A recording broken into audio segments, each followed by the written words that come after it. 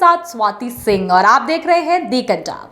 दोस्तों, उत्तर प्रदेश एक बहुत बड़ा एक बयान सामने हर किसी का आया है कि उत्तर प्रदेश जो है वहां पर जो भी पार्टी जीत दर्ज करती है सरकार उसी की बनती है। ये बात चुनाव के दौरान भी कही और हमेशा ये बात सुनी भी गई है और आपको भी पता है कि उत्तर प्रदेश इतना बड़ा है कि वहां पर जो भी पार्टी ज्यादातर सीटें लेती है वही पार्टी जीतती है और बिल्कुल वही चीज हुई है कि बीजेपी जैसे 2017 में बहुमत से जीती थी वही अब 2022 में भी बीजेपी बहुमत से ही जीती है, जिस चीज का अंदाजा लोगों ने लगाया भी नहीं था, क्योंकि मुद्दे हो या फिर जिस तरीके के बातें निकलकर सामने आ रही थी, आम जनता के बयान आ रहे थे, मंत्रियों के बयान आ रहे थे, उस तरीके से एक अंदाजा था कि कहीं ना कहीं सपा इस बार निकल जाएगी। लेकिन फिर भी बीजेपी जीत की ओर कदम बढ़ाते हुए अपना जीत का परचम लहराती है और कल जिस तरीके से पूरे आप देख सकते हैं भारत में किस तरीके से 4 राज्यों में बीजेपी ने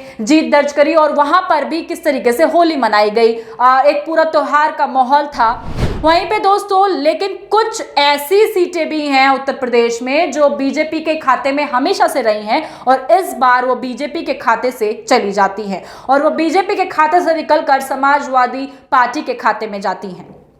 समाजवादी पार्टी के कुछ ऐसे बाहुबली हैं जो इस बार बीजेपी को पछाड़ते हुए नजर आए हैं और वो उनका गढ़ भी है, तो वो हमेशा से वहां जीतते भी हैं और एक अंदाजा था कि जिस तरीके से योगी आदित्यनाथ की आंखों में खटकते हैं वो बाहुबली, मैं उनका नाम अभी आपको थोड़ी देर बाद बताऊंगी, उससे पहले आप खुद भी अंदाजा लगा चुके होंगे कि मैं किन बाहुबलियों के बारे में बात कर रही हूं।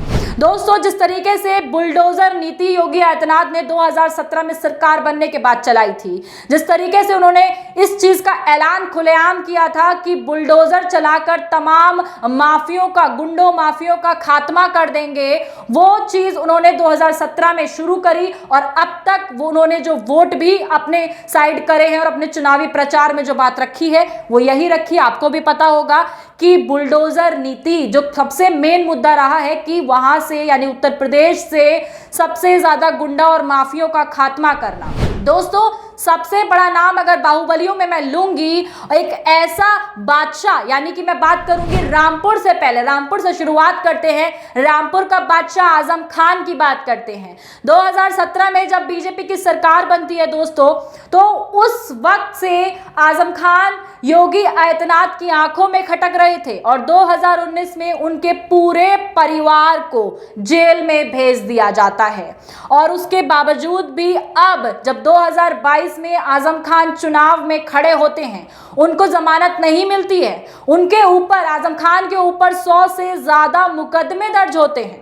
योगी आदित्यनाथ का शिकंजा आजम खान पर इस तरह से गड़ा हुआ था कि वो चुनाव के दौरान भी बाहर नहीं आ पाए और उसके बाद भी अगर हम कल के रिजल्ट की बात करें, आजम खान रामपुर से खड़े हुए थे इलेक्शन में और अब तक 9 बार आजम खान जीत चुके हैं और कल के रिजल्ट के मुताबिक 1 लाख से ज्यादा वोटों से आजम खान ने जीत दर्ज की है।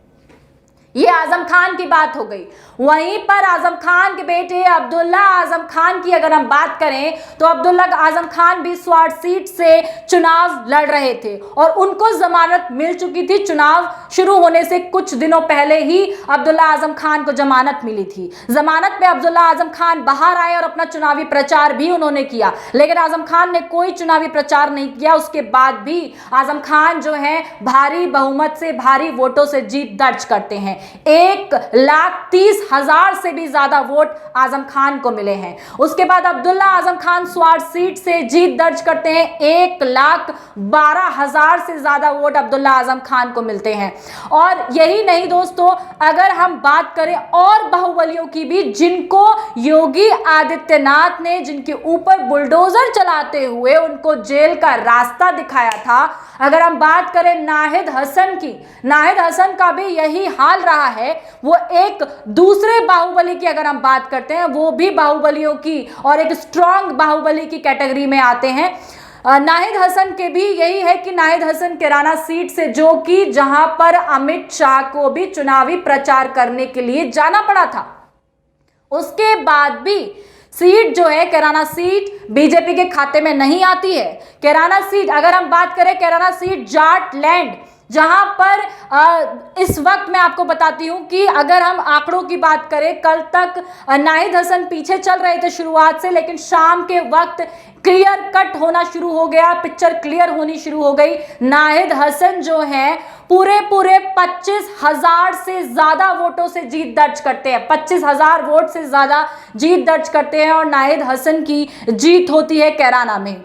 वहीं हम बात करते हैं मुख्तार अंसारी की। दोस्तों, बाहुबलियों में सबसे बड़ा नाम मुख्तार अंसारी भी है। मुख्तार अंसारी को भी योगी आदित्यनाथ ने किस तरीके से एक टकराव इन बाहुबलियों के साथ था और उनमें से एक मुख्तार अंसारी भी है। मुख्तार अंसारी की एक पारंपरिक सीट है, वो है मऊ सीट से वो हमेशा ही जीतते आए हैं और वो उनका ही गढ़ कहा जाता है, वो हमेशा वहीं से जीतते हैं। लेकिन इस बार उन्होंने अपने बेटे अब्बास अंसारी को मऊ से मैदान में उतारा था, चुनावी मैदान में, और वहां भी ये देखा गया कि बेटे के उतरने के बाद भी वो दबदबा कायम रहा। मुख्तार अंसारी का बेटा अब्बास अंसारी जो है वो 1,50,000 से भी ज्यादा वोटों से जीत दर्ज करते हैं मऊ में।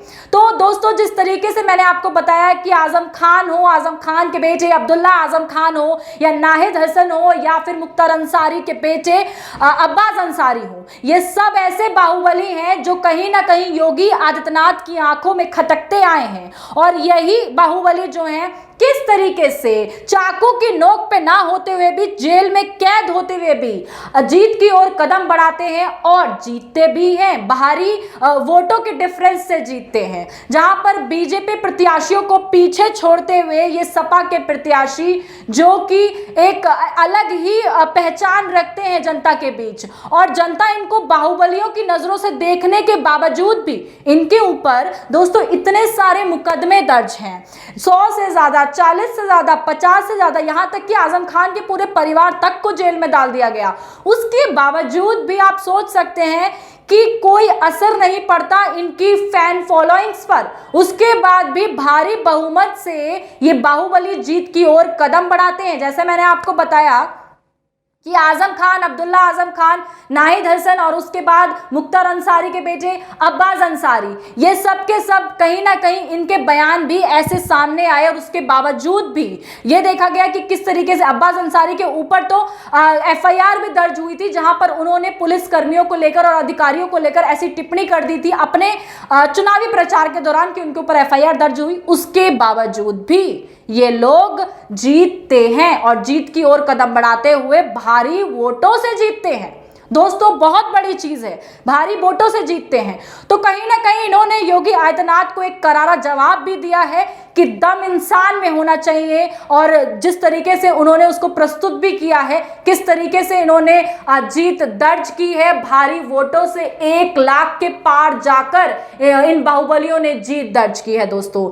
तो वहीं पे आप हमारी स्क्रीन पर देख ही रहे होंगे किस तरीके से ये इंफॉर्मेशन आपको दिखाई जा रही है, कितने कितने भारी वोटों के साथ इन लोगों ने जीत दर्ज करी है। और आप क्या सोचते हैं इस पूरे मामले को लेकर, किस तरीके से इन बाहुबलियों की जीत पर आपकी क्या राय है? आप क्या सोचते हैं कि ये बाहुबली इतने ज्यादा मुकदमे लगने के बाद भी, इतने ज्यादा हाईलाइट रहने के बाद भी, योगी आदित्यनाथ से इतना ज्यादा टकराव रहने के बाद भी ये अपनी गढ़ में अपनी जगह बनाए हुए हैं, इन्हें कोई उखाड़ नहीं सकता?